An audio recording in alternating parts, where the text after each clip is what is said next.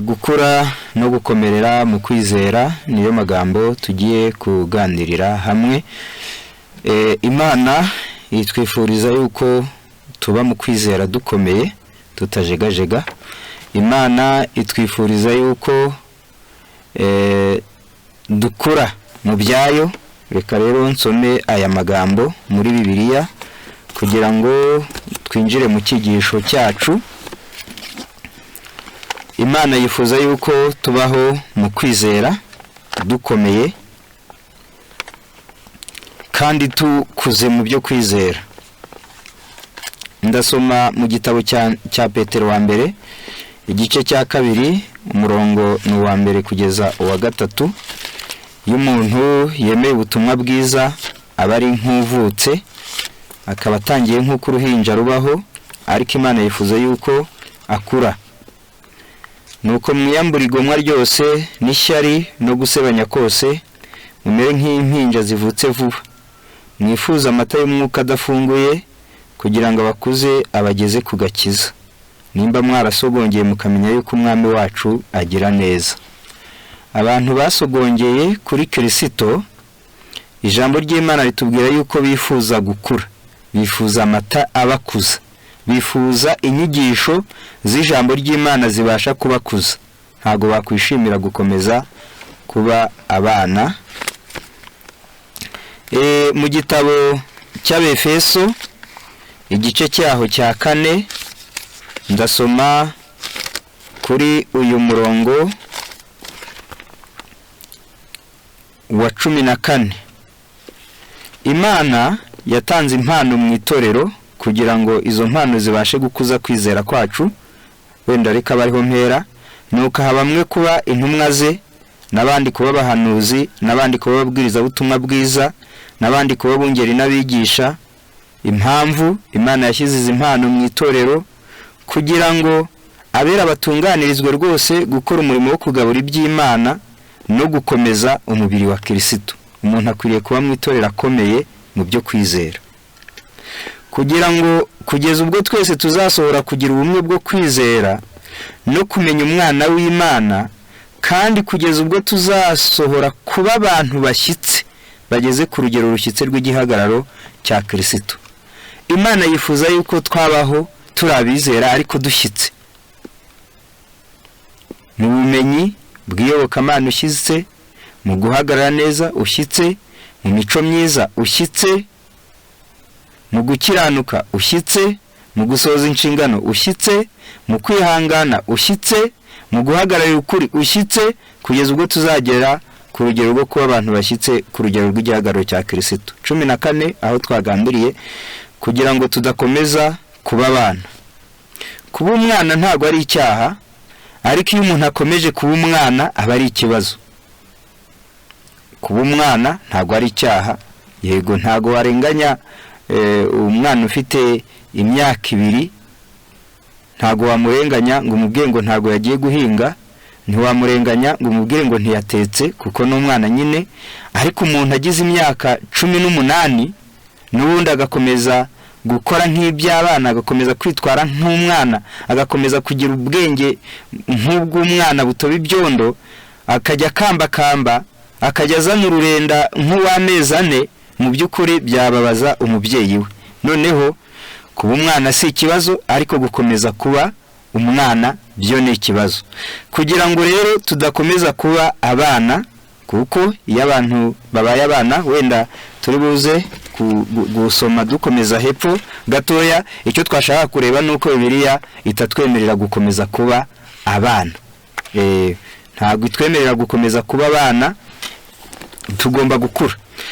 Ikindi tugomba kubaho dukomeye mu kwizera.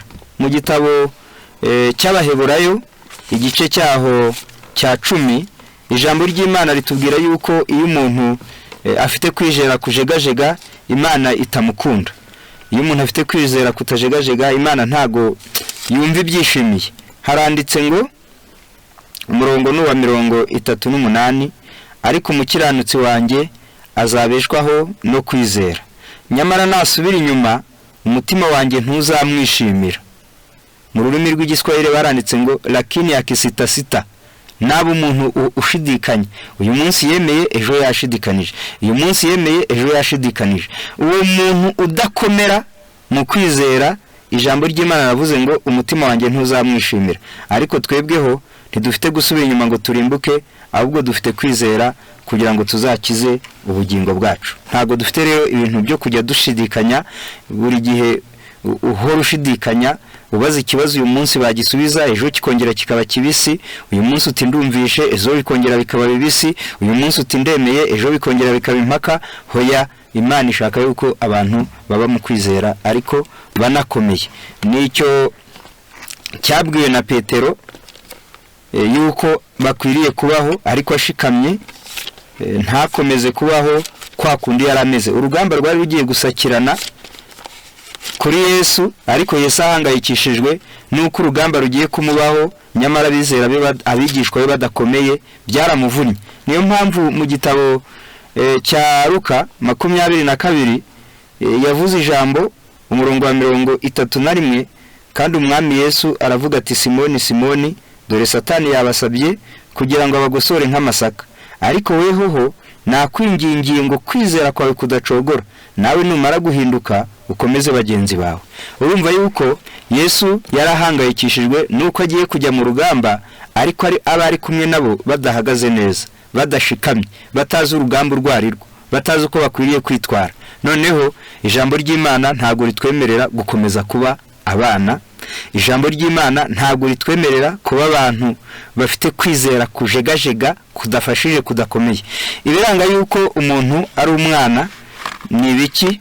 Ibiranga yuko umuntu adakomeye mu kwizera ni biki? Icya mbere ni ugukora ibitagira umugambi. Iyo umuntu akora ibitagira umugambi, mbese kubaho utagira umugambi ngo mbese ubeho ufite uhagaze mu by'Imana ariko bifitemo umugambi. Icya kabiri ni ugusitazwa n'ubusa, ibintu bisa no kwitetesha, abana baritetesha. Icya gatatu ni gucika intege vuba, gucika intege vuba. Icya kane ni ugusitaza abandi kandi ntubibonemo ikibazo, ibyo biba bigaragaza yuko ari ubwana. Icya gatanu ni ukutuyumvamo inshingano, guhora usa n'utekererezwa ibikwiriye. Icya gatandatu ni uguhora ufitiwe impungenge. Noneho ibingibi wenda n'ibindi kuko ntabwo ari ibyo ngibyo gusa, no guhora ufitiwe impungenge nabyo biba bigaragaza yuko burya mu by'umwuka uri umwana. Noneho dukwiriye kuba abantu bashikamye, dukwiriye kuba abantu bakomeye, dukwiriye kuba abantu bakura mu by'umwuka. Gukora ariko ibitagira umugambi. Hari ukuntu umuntu abasha gukora ibintu bitagira umugambi. Mu gitabo kimwe cyitwa intekerezo, imico n'ubumuntu, bavuze akaga ko kubaho utagira intego, utagira umugambi mu buzima. Ndetse ho ntago bavuze ngo ni ubwana gusa, ahubwo baravuze ngo ni ugupfa uhagaze. 353 ubwo ni umuzingo wa mbere, haranditsemo aya magambo ngo iyo umuntu abaho atagira umugambi aba ari ikibazo. Haranditse ngo ubuzima butagira intego ni ugupfa uhagaze. Ni ugupfa uhagaze, ubuzima butagira intego. Umuntu ufite imibereho itagira intego aba asa n'uwapfuye ahagaze. Intekerezo zikwiriye kwizirika ku ngingo zirebana n'inyungu z'iteka ryose. Ibyo bizatera ubutaraga n'impagarike n'ubwenge. Iyo umuntu abaho adafite intego, ukabaho mu itorero, ukabaho mu buzima n'ubu busanzwe, ariko ukabaho nta ntego ufite y'icyo ugendereye, ukapfa kubamo gusa, burya aba ari ubwana, aba ari ugupfa uhagaze. Naho ku rupapuro rwa 351 haranditse ngo gira intego ihanitse uko bishoboka kose. Umwanya twagenewe kubamo mu buzima ugenwa n'ubushobozi bwacu. Ntabwo abantu bose batera intambwe mu buryo bungana cyangwa ngo banoze umurimo ku rugero rumwe. Imana ntabwo itegereje ko agati ka Ezobu kangana n'umwerezi cyangwa ngo umwerayo ureshye n'umukindo. Nyamara buri wese agomba kwiha intego ihanitse ashobora kugeraho afatanije ubushobozi bwe bwa kimuntu n'imbaraga z'Imana. Noneho uba uri umwana iyo utagira intego wiha, uba uri umwana iyo wiha intego ntoya, misuka ushaka kugera kuri bikeya, birakwiriye kugira ngo ubashe kugira umugambi ujye wiha intego. Icya kabiri kiranga ubwana ni ugusitazwa n'ubusa, ibintu byo kwitetesha. Abana bakunda kwitetesha, akabazo kaba ari gato yakagatubura, akatsi kamukora hakarira nuko. Ariko umuntu yari mukuru arashinyiriza, umuntu yari mukuru arihangana, umuntu yari mukuru ibibazo biraza agakomera. Noneho umwana we aritetesha rero, ariko umukuru we abagomba gukomera. Reka dusome aya magambo mu gitabo cya Yosuwa igice cya mbere. Igihe Imana yamuhamagaraga yabonye atashobora kuyobora Isirayeli akirimo ibintu by'umuteto. Niyo mpamvu Imana yamubwiye aya magambo, iramubwira iti, ngaho reka dusome. Yamubwiye aya magambo mu gice cyaho cya mbere, umurongo waho wa 6, komera ushikame kuko uzatuma aba bantu bazungura igihugu narahiye ko nzaha abasekuruza babo. Icyakora ukomere ushikame cyane kugira ngo witondere amategeko yose umugaragu wanjye Mose yagutegetse, ntuzayateshuke unyuze iburyo cyangwa ibumoso, kugira ngo uzabashishwe byose aho ujya hose. Urumva yuko Imana yamubwiye ijambo ryo gukomera agashikama. Rero aho urugamba rutwerekeza mu by'umwuka, ntago dukwiriye kuba abantu basitazwa n'ubusa, ntago dukwiriye kuba abantu bashobora kwitetesha, ahubwo dukwiriye kuba abantu bakomera ku rugamba. Bakomera ku rugamba nubwo ibigeragezo byaba byinshi, nubwo ingorane zaba nyinshi, nubwo ubukene bwakurembya, nubwo abakubeshyera baba benshi, nubwo abakurenganya baba benshi, nubwo uburwayi bwabaho, nubwo ibihombo byaza, umuntu ukuze mu kwizera arashikama. Reka dusome ku rupapuro rw'173 mu gitabo cyitwa Uburezi. Handitsemo aya magambo: abantu bose bakorera Imana na bagenzi babo bakiranutse muri iyi si bajya banyuzwa mu ishuri ry'imibabaro. Uko inshingano y'umuntu irushaho kuremera kandi umurimo we ukaba uhanitse, niko ibigeragezo birushaho kumwegera. Niko ibigeragezo birushaho kumwegera, nuko akabikuramo isomo rikomeye. Noneho iyo umuntu akuze mu by'umwuka, iyo umuntu akomeye mu by'umwuka, Imana nayo uko gukomera akugezwaho no kunyuzwa mu ishuri ry'imibabaro. Kandi muri iryo shuri ry'imibabaro ngo uko arinyuramo, ngo abagomba gukuramo isomo rikomeye. Niyo mpamvu muri iki gitabo n'ubundi bari kuvuga ibijyaniranye n'uburyo bwo gufasha abana bacu, bavuga yuko ngo tugwiriye kujya tubamenyereza kunyura muri iryo shuri rikaze ry'ubuzima kandi bakabasha kurivamo neza. Haranditse ngo 327 ni Ikinyarwanda, Icyongereza ni 295. Uburezi, guca mu ishuri ry'ubuzima. Hirya y'uburezi bwo mu rugo no ku ishuri, abantu bose bagomba guhura n'ishuri rikaze ry'ubuzima. Uko barinyurana mu bwenge ni icyigisho kigomba gusobanurirwa neza buri mwana na buri musore. Ni by'ukuri ko dukwiriye gukorera abana bacu n'urubyiruko ikintu cyiza kizabafasha mu buzima bwabo bwose, tubigisha uko bazahangana n'izo ngorane kandi bakikorera imitwaro yo mu buzima bafite ubutwari.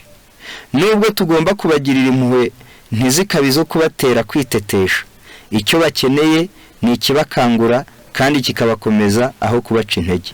Bagomba kwigishwa neza ko iyi si atari urubuga rw'imyiyerekano, ahubwo ko ari isibaniro ry'urugamba, aho buri wese ahamagarirwa kwihanganira imibereho iruhije nk'umusirikare mwiza. Bakwiriye kugira imbaraga bagahagarara kigabo. Nibigishwe kwisuzumanya kuri ry'imico riboneka mu bushake bwo kwikorera imitwaro yo mu buzima, guhagarara ahakomeye, gukora umurimo ukeneye gukorwa nubwo waba udahesha kwamamara cyangwa ingororano zo muri iyi si.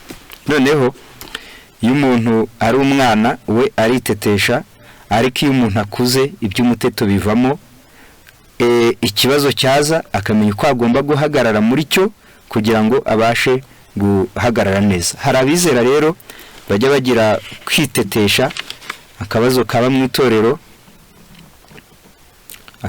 mu itorero, ngira ngo abana ubundi bihe byinshi hari abana bajya bakoraho bamucyaha, uwo munsi ntarye, bamucyaha uwo munsi ntavome, bamucyaha uwo munsi ntateke, bamucyaha uwo munsi ntajye ku ishuri, nuko ukajya usanga ubuzima bwe ari uko nguko buteye. Ntago rero abantu b'Imana bakwiriye kuba batyo ngo bagucyahe uti nanjye ubwo mu ncyashye sinzagaruka, ngo bakubwire utubwo mubivuze ubwo sinzongera kubasuhuza. Ari abizera bizera ubutumwa bwiza, ukaba hari umuntu muri quartier wumva utasuhuza, ibyo n'ubwana, ukumva yuko ubwibazo byabaye udakwiriye guhagarara neza ngo ukomeze urugendo ushikame, ibyo byaba ari ubwana. Kuko kubijyanye n'agakiza buri wese asamaye, kubijyanye no gukiranuka buri wese azakiranuka ukwe, kubijyanye n'urubanza ruri mu ijuru Imana izakureba igeze ku izina ryawe. Uwo munsi ntago bazita ku by'abandi, bizagerwaho igihe cyabyo kigeze. Noneho iyo umuntu ari umwana ajya teta, ariko iyo umuntu akomeye mu kwizera arashikama akarwana urugamba ari mu ruhande rwiza.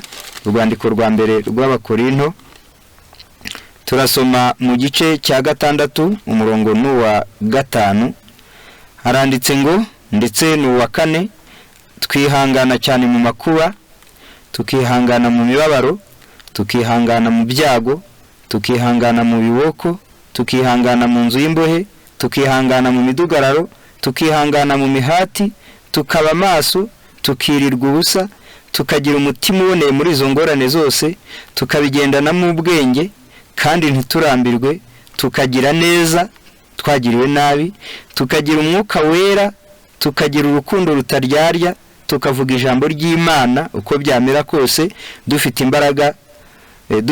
imbaraga z'Imana kandi dufite intwaro zo gukiranuka z'iburyo n'iz'ibumoso.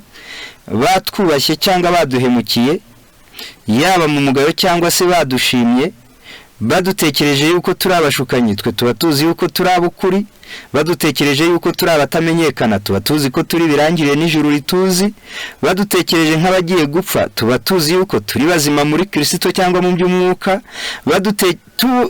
tubaye nk'aho twahanwe na bose, nyamara ntago tuba turi bupfe, tuba dusa n'abababara, ariko mu mutima twishimiye yuko turi muri Yesu, tuba dusa n'abakene nyamara dutungishije benshi kubwo kubaha ijambo ry'Imana, tuba dusa n'abatagira icyo bafite nyamara dufite byose muri Yesu. Mbese ubu Satani yamukangisha iki umuntu nk'uyu? Iterabwoba Satani yamuzanaho ni irihe? Ikigeragezo Satani yazana avuga ngo aramugusha ni ikihe? Kumubabaza bavuga ngo uramubabaza ni ukuhe? Ko yavuze ngo hariho n'abamubabaza we akabasabira umugisha. Noneho iyo umuntu akuze mu kwizera ajya yihanganira ibyo ari byo byose, nta cyamunyeganyeza ngo kimukure mu nzira y'Imana, nta cyamunyeganyeza ngo kimukure mu gukiranuka. Dukwiriye rero gukura kandi tugakomerera mu kwizera, nicyo Imana idushakaho. Rero abantu bari abana mu by'umwuka basitazwa n'ubusa, bashaka kwitetesha, bacika intege vuba. Ukuntu ujya usanga abantu batangira inzitwazo, kugwa kwabo, intege nke zabo, amafuti yabo, ibyaha byabo, nuko ugasanga umuntu arimo kubitangira urwitwazo, ari kubisobanura, ari kubirengera. Hoya, ibyo ntago ari byo. Ntago dukwiriye gukomeza kuba abana, ahubwo dukwiriye gukura tugashikama. Nanone iyo umuntu ari umwana, iyo adakomeye mu kwizera, ajya asitaza abandi kandi ntabibonemo ikibazo. Gusitaza abandi ntubibonemo ikibazo, nabyo aba ari ubwana. Kubangamira abandi ntubibonemo ikibazo, aba ari ubwana. Kuremerera abandi ntubibonemo ikibazo, aba ari ubwana. Ijambo ry'Imana rikomeza ritubwira muri iki gitabo cy'Abakorinto ba 2:6, ntitugire igisitaza dushyira mu nzira y'umuntu wese, kugira ngo umurimo wacu utagira umugayo, ahubwo ku kintu cyose twiha agaciro nk'abakozi b'Imana bagabura ibyayo. Iyo umuntu akuze rero hari n'ibyo yirinda kugira ngo hatagira utuka umurimo w'Imana. Iyo umuntu akuze ntago agira uwabera igisitaza. Iyo umuntu akomeye mu kwizera ntasitazwa n'ibibi, kandi nawe ntagasitarisha abandi ibibi, ahubwo abasha guhagarara abereye abandi umugisha, abasha guhagarara ari uwo gukemura ibibazo so kubiteza, abasha guhagarara ari uwo kumvikana so w'intonganya, abasha guhagarara ari uwo gusabwa inama, ntabwo ari uwo kuvurunga, no wo kuzana amahoro, so kuzana amahane. Iyo uzana amahane, iyo uvuna abandi, iyo ugora abandi, iyo usitaza abandi, iyo uremerera abandi, icyo gihe ububaye udakomeye mu kwizera, ububaye umwana. Noneho dukwiriye gukura. Ikindi, kutiyumvamo inshingano. Igihe cyose guhora utekererezwa ibikwiriye. Kutiyumvamo inshingano nabyo ni ubwana, kuko umwana nyine abareba hafi, ku buryo igihe cyose arapangirwa, ku buryo igihe cyose mbese kwibwiriza ibikwiriye. Iyo umuntu yibwirije ibikwiriye biba bigaragaza yuko burya atangiye gukura. Noneho ntago ari byiza guhora buri gihe wibutswe. Ntago ari byiza guhora buri gihe bakubwira ngo erega isabato itangira izuba rirenze. Ntago ari byiza buri gihe guhora bakubwira ngo jya wirinda. Ntago ari byiza buri gihe guhora mbese hari abantu bahora bakureberera, baba batarebye bigasa nkaho ijisho ryawe ryapfuye cyangwa ryahumye. Ntago ari byiza. Umuntu akwiriye kujya yiyumvamo inshingano. Iyo umuntu akuze, iyo umugabo ageze mu rugo, amenya yuko bagomba kurya, bagomba guhinga, amenya yuko bagomba umunyu, amenya yuko umugore agomba igitenge, amenya yuko abana bagomba kwiga, akajya bitekereza kandi akabona ari inshingano ze kuko akuze. Niyo ushingiwe ibyo ntubitekereze, ntubipangire, ntibigushishikaze, burya bari ikimenyetso cyuko hari ahononekaye muri wowe. Noneho no mu by'Imana no mu itorero, iyo umuntu akuze aba agomba kwiyumvamo inshingano. Mbese bakajya bahagupangira ariko nawe wahatekerezaga. Mbese bakajya bahakubwira ariko nawe mu bwenge byari birimo. Mbese bakajya bahakuyobora ariko nawe wari uhishimiye, wari uhakunze. Noneho iyo umuntu ari umwana mu by'umwuka ntago yiyumvamo inshingano, ahubwo ibihe byose asa nkaho ahora atekererezwa, ahora asa nkaho ahora yibutswa, ahora asa nkaho ahora mbese abandi batagize icyo bavuga, we akaba yiryamiye gusa nk'abana bakunda kwibera mu buriri, bakajya bavamo aruko mbese bakajya barebererwa. Hari ukuntu umwana baramufurira, umwana baramwuhagira, umwana baramutapfunira, mbese buri kantu kose akaba agakorerwa. Ukwiriye kujya ugira ibintu wikorera mu by'umwuka. Agakiza kawe karakureba, urimbutse niwe uzabuhiye, usambanye niwe uzarwara sida, ubeshye niwe utaziringirwa, urwanye niwe uzafungwa. Mbese nawe ukajya wumva yuko ibibi ari weho bizajya bihombye. ukajya wumva yuko gukiranirwa ari weho bizashyira mu kaga, ukawumva yuko gukiranuka ari inyungu zawe, ukajya wumva yuko guhagarara neza mu by'umwuka ari ubugingo buhoraho kuri wowe. Iyo umuntu atekereza ibyo ngibyo akajya areba agakiza ke akagahagararaho nk'agakiza ke bwite, akakarwanirira nk'agakiza ke bwite, akagashikamaho nk'aho ari we ubifitemo inyungu kandi ni koko, uwo muntu nawe agaragaza ibitekerezo yuko arimo gukura. Ariko iyo umuntu adakura, iyo umuntu yagwingiye mu by'umwuka, igihe cyose aba azajya kuri ibyiza bamubwiye, azajya ajya mu nshingano ariko bamupangiye. Ntago mvuze yuko ibi ntago bivuze yuko hatagomba kubaho gahunda, ibyo umuntu ahuriyeho n'abandi baba bakwiriye kubipangira bagafatanya muri iyo gahunda, ariko ibikureba nibura ku giti cyawe ukwiriye kujya ubisohoza kandi udategereje kwibutswa. Noneho ukwiriye gukura.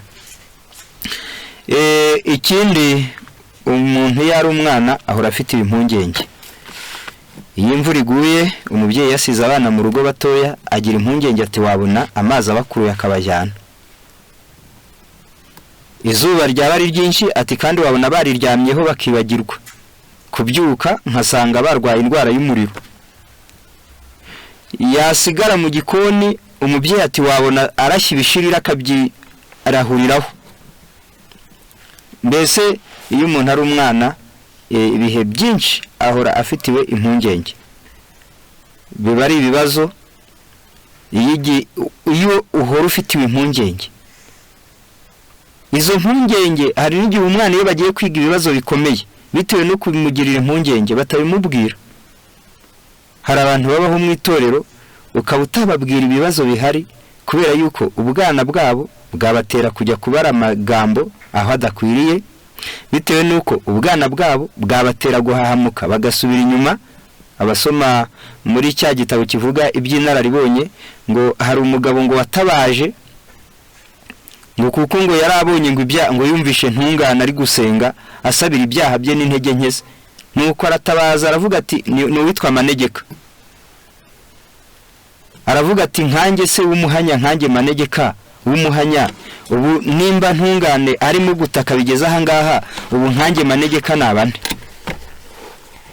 Hari abantu rero babana mu by'umwuka badakura, maze bakaba bimereye nk'uwo nguwo, uwo mugabo witwa Manegeka, nabo bakaba bari mu ngorane zimeze nk'izo ngizo. Mu rupapuro rwa 89 rw'ako gatabo handitsemo aya magambo: inararibonye. Ubwo bari bakiganira haba haje umuntu yiruka ubutareba inyuma, yivuvumanga nk'ubabaye kandi yumiwe, yiciraguragaho ukabona hari bimuteye gushishwa. Ijambo numvishe ibihushuka ryariri ngo ntungane ntungane. Arenze gato numva irindi jwi ngo noneho twe turashize pe. Mbajije uwo ari we bitewe nuko ntari namubonye mu maso, rubanda bambwira yuko ari uwitwa Manegeka. Hataraca akanya mbona inyuma ye muhumurizana amasengesho bari kumwirukaho nk'abashaka kumugarura. Bamugezeho kuko bamurushaga intambwe, arabakundira arahagarara, nuko batangira kuganira. Muhumuriza ati muturanyi wanjye nkunda Manegeka, utugize ibiki? Uzi ko waje wiruka usakuza ikirorero cyose cyangwa umudugudu wose ukaba wakuye abantu imitima? Wahemukiye umuryango wawe, wahemukiye umutima wawe, ariko witwa Ndaregetse we n'abanyerera bo wabataye ruharwe bahunze. Sinzi nimba tuzongera kubabona, reka ndeke gukomeza kukuka inabi, ubundi wabitewe n'iki? Manegeka ati oya we, ntungane twamwemeraga, twamureberagaho, nimba biburiye kubazima, kubazimu bizacura iki? Mundeke nikomereze. Muhumuriza ati tuzu tubwire ntibiki byabaye, ntungane yakugize ate?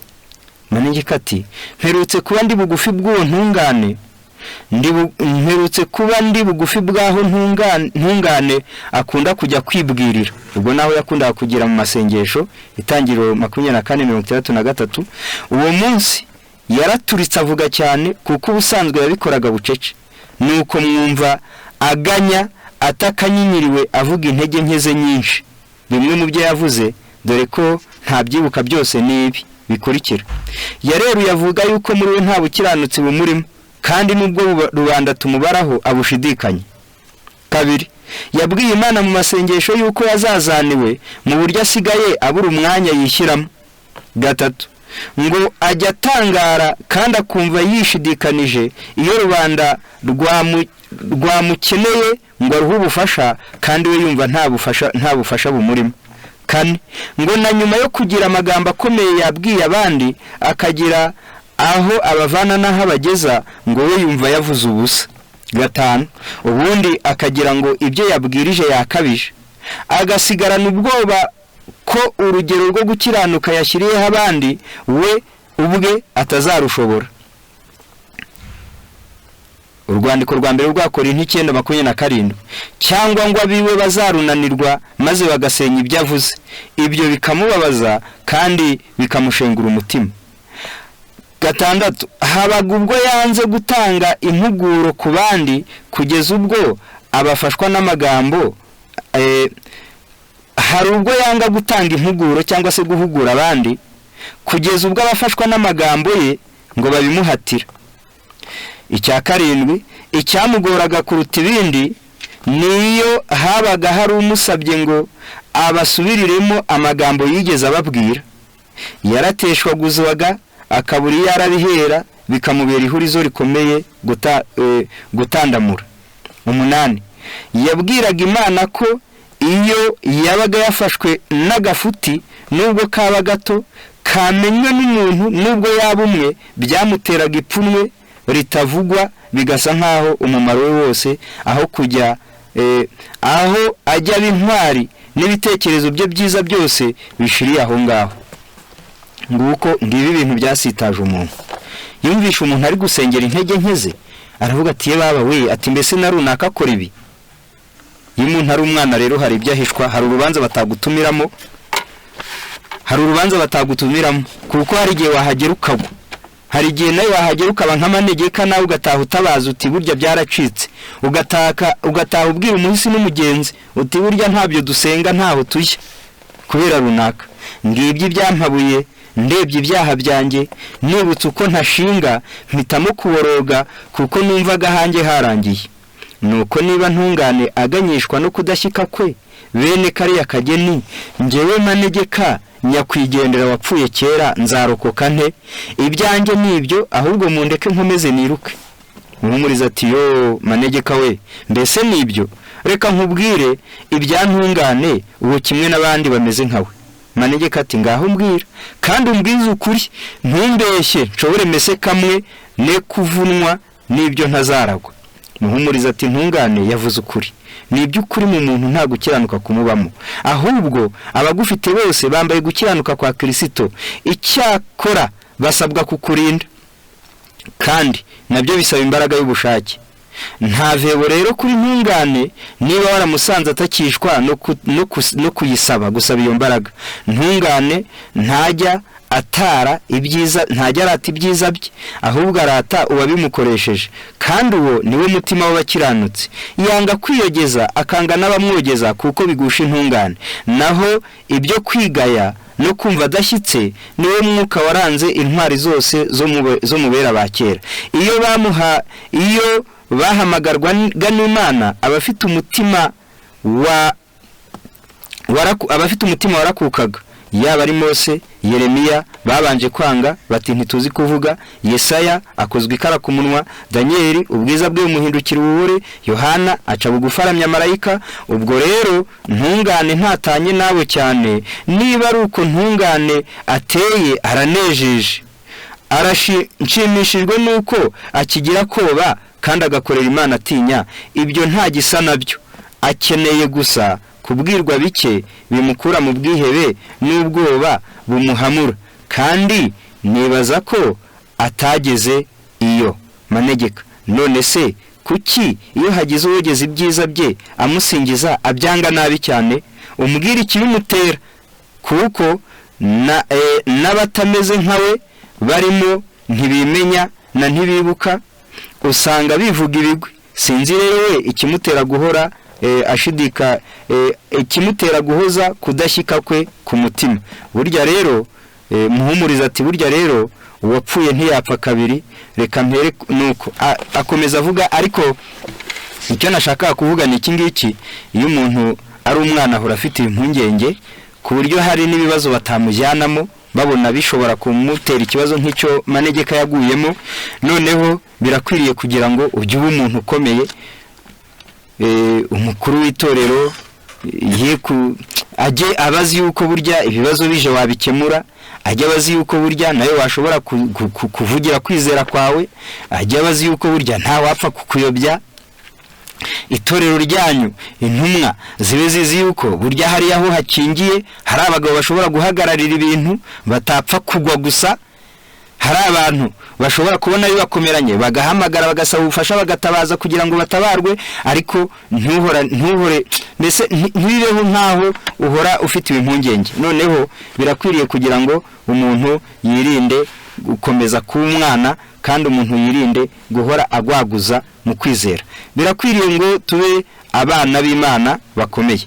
Noneho Imana ikeneye intwari zizi gushikama mu kuri uko byagenda kose.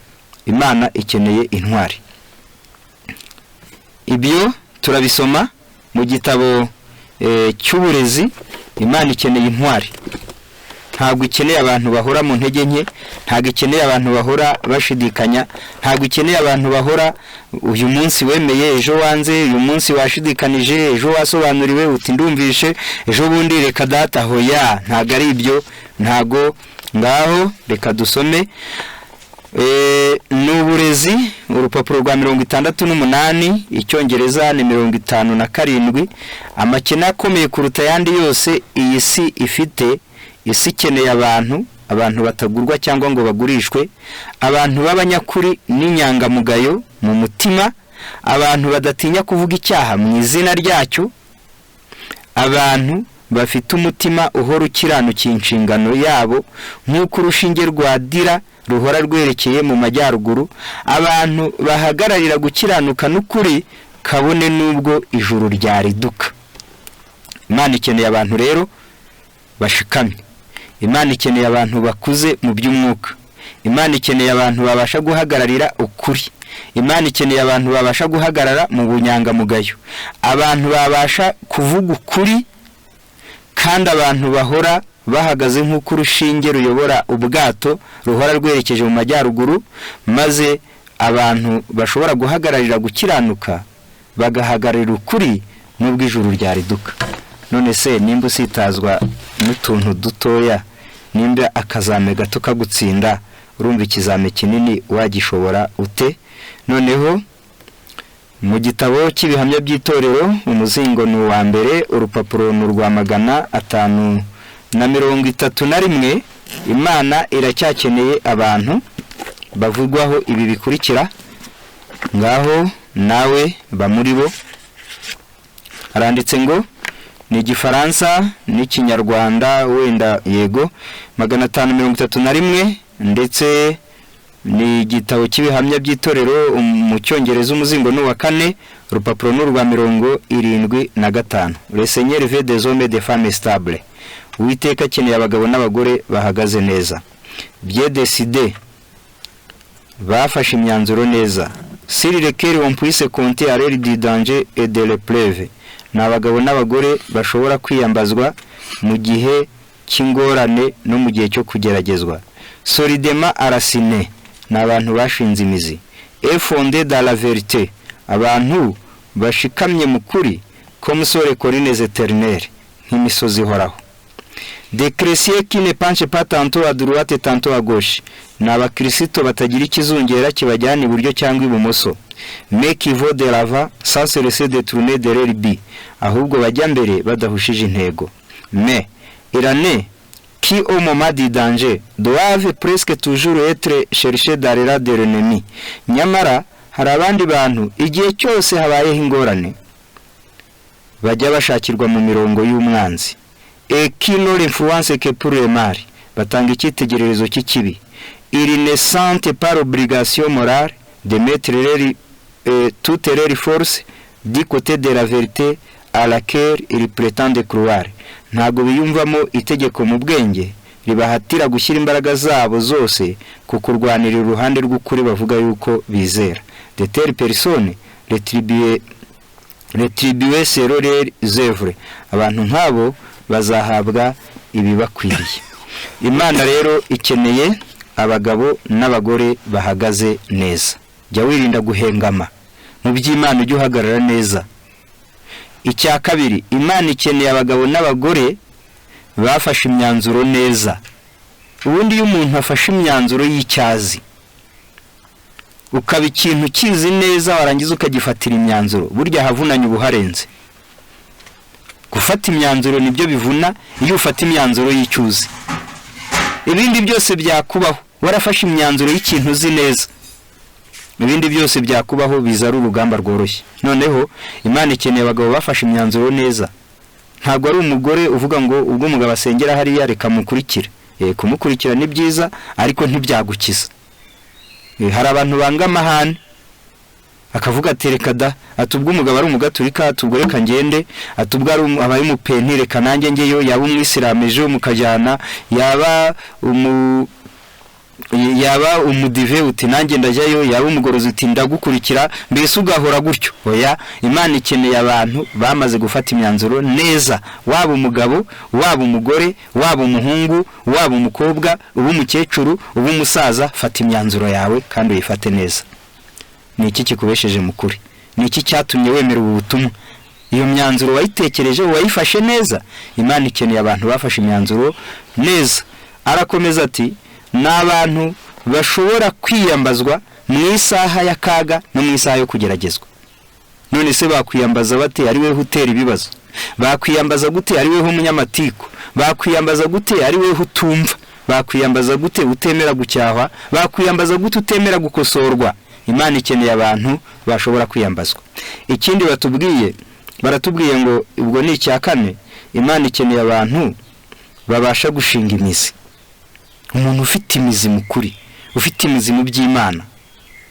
Noneho icya gatanu, Imana ikeneye abantu babasha gushikama mukuri nk'uko imisozi y'iteka ihoraho. Uko byagenda kose umusozi waravutse urawusanga, uzasaza ubusige. Noneho dukwiriye gushikama mukuri nk'uko imisozi y'iteka ihoraho. Icya gatandatu, decrecer qui ne tente pas à droite et tantôt à gauche. N'abakristo batagira ikizungera ngo uyu munsi kibajyana iburyo, ngo ejo kibagarura ibumoso, ejo bundi buryo, ejo bundi bumoso. Hari abantu bajya bahora nk'uko nguko, agahora nyeganyega, umuyaga uje wose ukamuhuha. Bya bindi batubwiye ngo kugira ngo tudakomeza kuba abana. Abefeso igice cyaho batubwiye mu gice cya 4 umurongo wa 14, batubwiye ngo kugira ngo tudakomeza kuba abana. Iyo umuntu ari umwana akomeje kuba umwana biba bite? Duteraganwa n'umuraba, tujyanwa hirya no hino n'imiyaga yose y'imyigishirize n'uburiganya bw'abantu n'ubwenge bubi n'uburyo bwinshi bwo kutuyobya.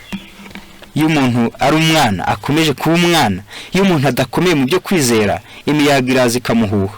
Uyu munsi inyigisho zikaza zikagukubita, bakaza bagahembura bakegura, nuko ugahagarara kabiri, izindi zaza ukabugiyemo.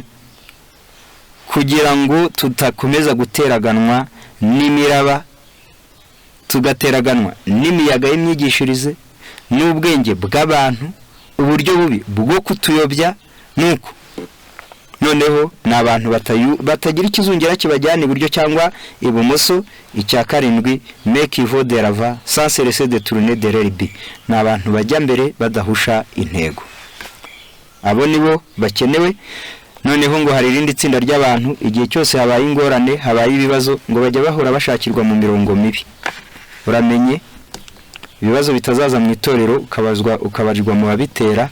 Uramenye amatiko atazaza nawe ukayabamo. Uramenye amazimwe atazaza nawe bakaguhamagara ngo ngwino usobanura ibyo wavuze kandi koko warabivuze. Uramenye intege nke zitaziyadukiza nawe ukaba ari wa mbere mu kuzitera. Jya uhagarara neza, nicyo Imana ishaka. Mu gitabo cyitwa guhamagarwa kwacu gukomeye ku ku rupapuro rwa 331 ijambo ry'Imana ryo ryagereranije ab'Imana ishaka yuko bayikorera nk'umwerezi w'i Lebanoni.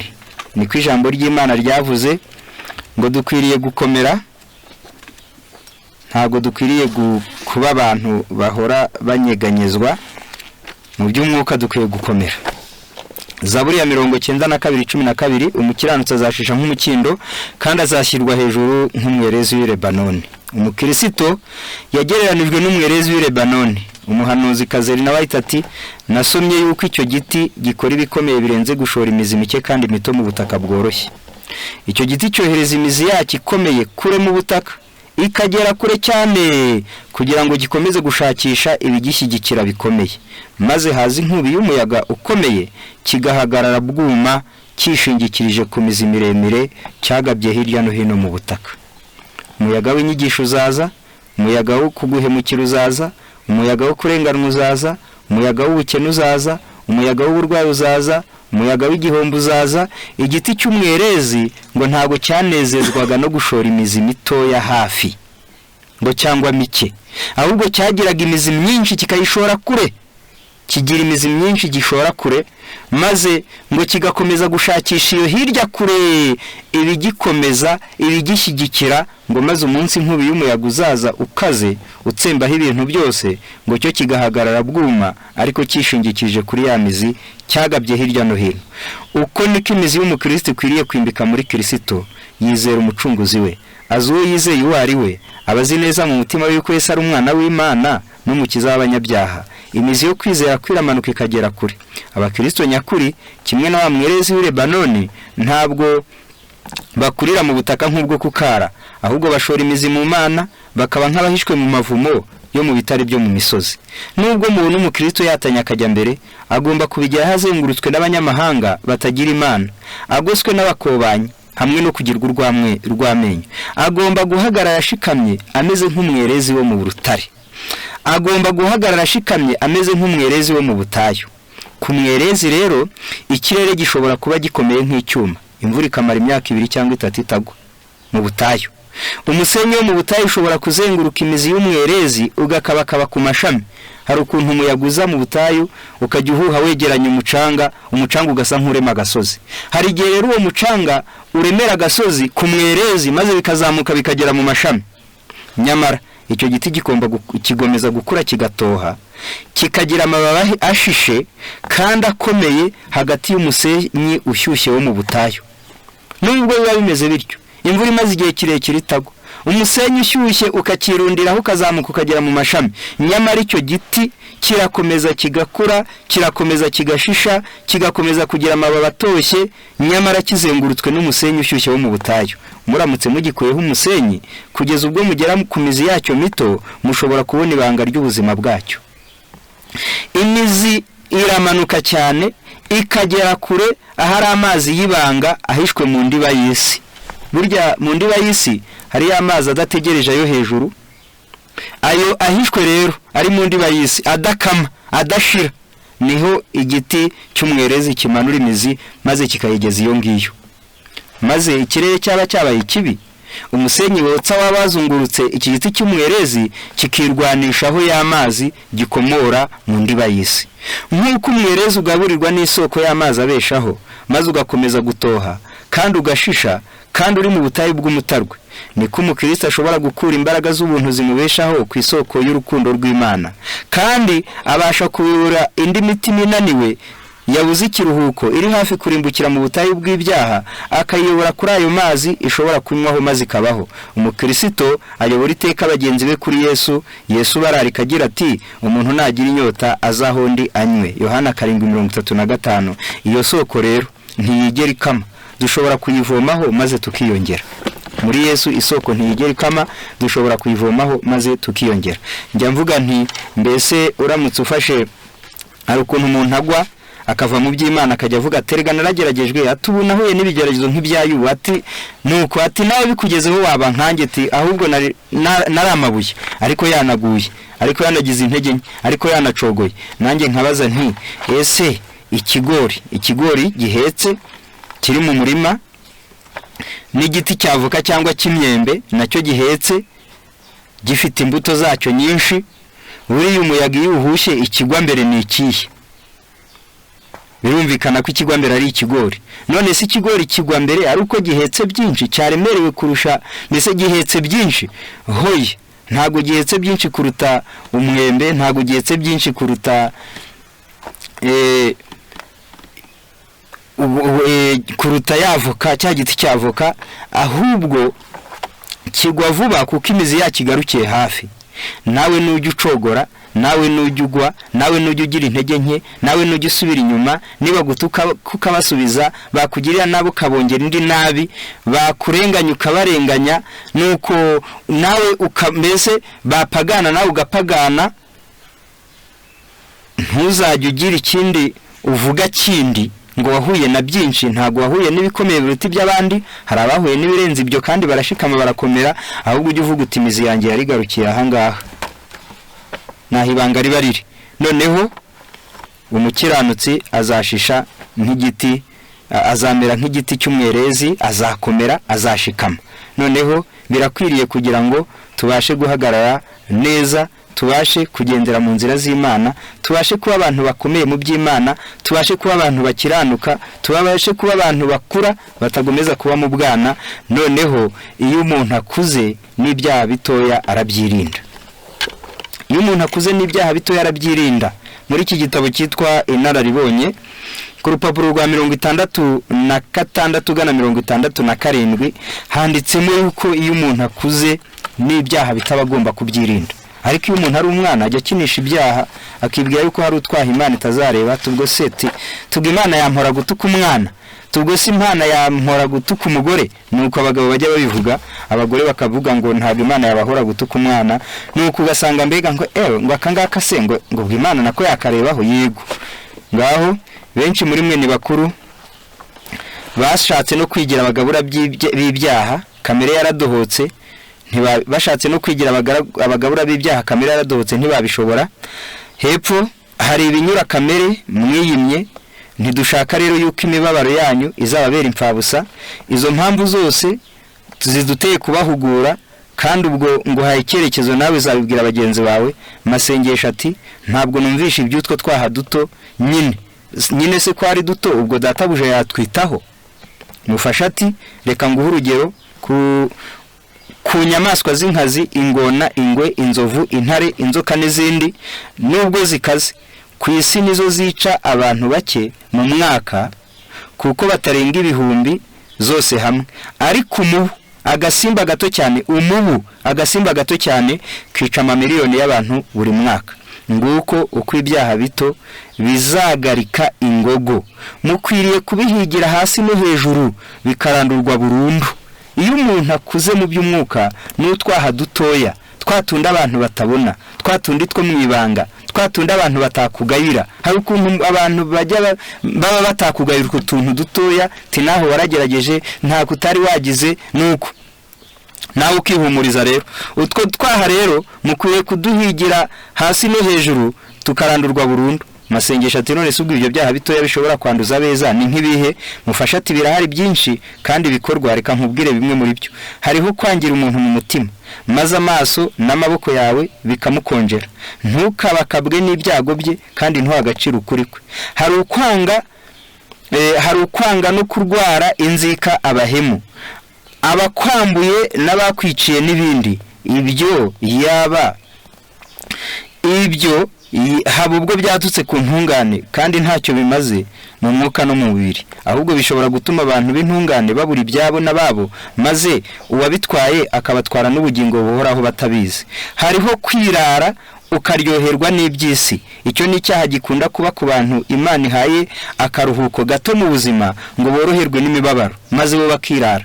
Imana ikagufasha ugashinga akaduka kakemera, Imana ikagufasha ukabona akazi bigacamo, ariko wagera hirya ugakunda iby'isi ugakabya, maze bagashaka kwicara bagashyama. Kandi abenshi bimukira ku ntambwe yo kurimanganya no guhemuka. Hari ukumenyera iby'Imana ukabibamo nta bwoba, cyangwa utabanje kuyiganyira ngo igufashe mu kantu kose ukora uyikorera.